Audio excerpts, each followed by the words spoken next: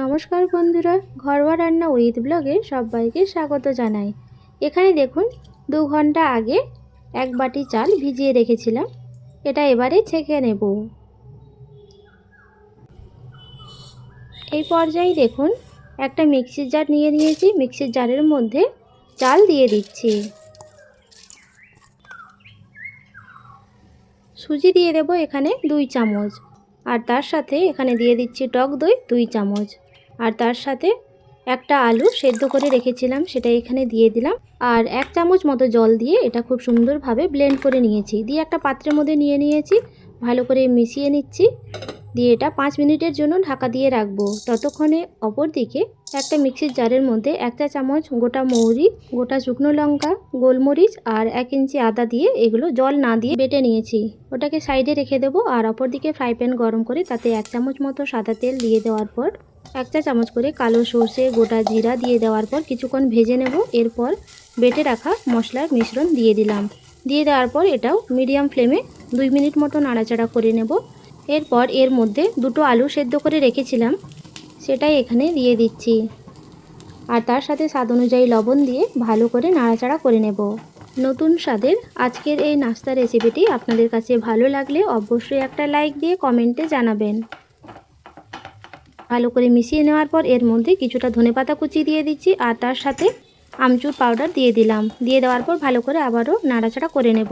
আপনাদের কাছে আমচুর পাউডার না থাকলে সেক্ষেত্রে পাতিলেবুর রস একটা দিয়ে দিতে পারেন। দিয়ে ভালো করে মিশিয়ে নিচ্ছি। আমচুর পাউডার দেওয়ার কারণে এই নাস্তা রেসিপিটি চটপটা লাগবে। ভালো করে মিশিয়ে নেওয়া হয়ে গেলে এটা নামিয়ে নেব, খুব ভালোভাবে ঠান্ডা করে নেব। এখানে দেখুন আলুর মশলা খুব সুন্দরভাবে ঠান্ডা হয়ে গিয়েছে। হাতের সাহায্যে মেখে নিচ্ছি। দিয়ে এইভাবে অল্প মিশ্রণ নিয়ে গোল করে নেব। ছোট ছোট বলস আকারে এগুলো গড়ে নেব, খুব বেশি বড় করা যাবে না, তা আপনারা দেখে বুঝতেই পারছেন। এই পর্যায়ে দেখুন সমস্ত আলুর বলসগুলো রেডি করে নিয়েছি, এগুলোকে সাইডে রেখে দেব। আর অপর দিকে দেখুন চালের মিশ্রণ 5 মিনিট ঢাকা দিয়ে রেখেছিলাম। ঢাকনা সরিয়ে এর মধ্যে আরও কিছু উপকরণ অ্যাড করছি। তার জন্য সবার প্রথমে দিয়ে দিলাম আদা কুচি, স্বাদ অনুযায়ী লবণ, জোয়ান 2 হাতের সাহায্যে দলে দিয়ে দিয়েছি, আর তার সাথে গোটা জিরা আর কিছুটা ধনেপাতা কুচি আর একটা কাঁচা লঙ্কা কুচি দিয়ে দিলাম। দিয়ে দেওয়ার পর সমস্ত উপকরণ চালের মিশ্রণের সাথে খুব ভালোভাবে ফেটিয়ে নিতে হবে। এই নাস্তা রেসিপিটি আপনারা একবার হলেও আমার মতো করে বানিয়ে দেখবেন, আশা করি আপনাদের অনেক ভালো লাগবে। খুব সুন্দরভাবে ফেটিয়ে নেওয়া হয়ে গেলে এটাকেও সাইডে রেখে দেব। আর অপরদিকে দেখুন এই নাস্তা রেসিপিটি বানানোর জন্য আপাম তাওয়া বসিয়ে দিয়েছি, আর 1 চামচ তেল এর মধ্যে দিয়ে দিলাম। দিয়ে দেওয়ার পর একদম লো ফ্লেমে চালের মিশ্রণ দিয়ে দিচ্ছি। চালের মিশ্রণ প্রত্যেকটাতে দিয়ে দেওয়ার পর রেডি করে রাখা আলুর বলসগুলো দিয়ে দিচ্ছি। আপনারা দেখে বুঝতেই পারছেন আমি কিভাবে এইগুলো দিয়ে দিচ্ছি।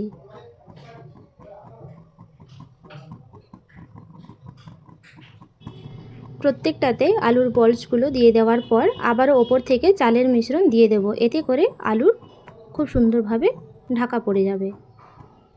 প্রত্যেকটাতে দিয়ে দেওয়ার পর এটা 5 মিনিটের জন্য একদম লো ফ্লেমে ঢাকা দিয়ে রাখবো। 5 মিনিট পর ঢাকনা সরিয়ে দিচ্ছি। দিয়ে এগুলো এবার উল্টে পাল্টে লাল করে ভেজে নেব। লো ফ্লেমে এগুলো ভেজে নিতে হবে। বাড়িতে থাকা কয়েকটি উপকরণ দিয়ে আর খুবই কম সময়ে নামমাত্র তেল ব্যবহার করে আপনারা এই নাস্তা রেসিপিটি বানিয়ে নিতে পারবেন খুবই সহজে। এটা আপনারা বাচ্চাদের টিফিন বক্সেও দিয়ে দিতে পারেন, সেক্ষেত্রে কাঁচা লঙ্কা স্কিপ করে দেবেন।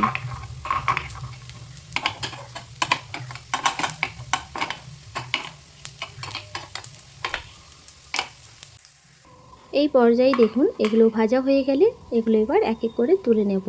দেখতে কতটা লোভনীয় হয়েছে তা আপনারা দেখে বুঝতেই পারছেন। পুর ভরা পনুগুলো রেসিপি পরিবেশনের জন্য একদম রেডি। সসের সাথে পরিবেশন করুন, অসাধারণ লাগবে। এই নাস্তা রেসিপিটি কতটা কম সময়ে বানিয়ে নেওয়া যায় তা আপনারা দেখে বুঝতেই পারছেন। আর এই নাস্তা রেসিপিটির টেক্সচার কেমন তা আপনাদের একটা কেটে দেখাচ্ছি। বাইরের দিকটা মুচমুচে আর ভেতরে সফট, দেখতে কতটা লোভনীয় হয়েছে তা আপনারা দেখে বুঝতেই পারছেন। রেসিপিটি ভালো লাগলে অবশ্যই একটা লাইক দিয়ে কমেন্টে জানাবেন।